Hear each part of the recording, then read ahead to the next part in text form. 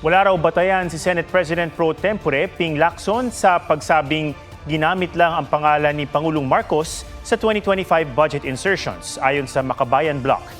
Tinawag nilang premature conclusion ang pahayag ni Lacson na chair pa naman daw ng Senate Blue Ribbon Committee.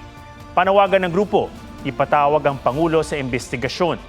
Kinwestiyon din ng grupo ang tila pagsang-ayon ng Ombudsman kay Lacson.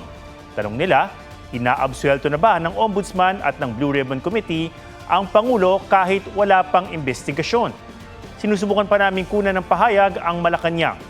Nauna nang sinabi ni Ombudsman Jesus Crispin Remulla na may gumugulong ng motu proprio investigation.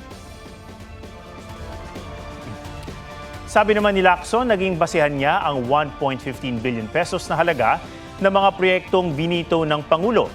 Mahirap daw paniwalaan ang sinabi ni dating Congressman Zaldico na siya mismo ang nag-deliver ng 25 billion pesos na kickback dahil inamin na noon ni dating DPWH Undersecretary Bernardo na siya ang may hawak ng kickback deliveries.